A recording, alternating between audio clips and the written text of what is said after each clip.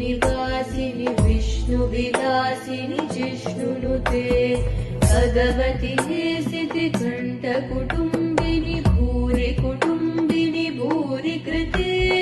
जय जय हे महिषासुरमर्दिनि रम्यकवर्दिनि शैलसुते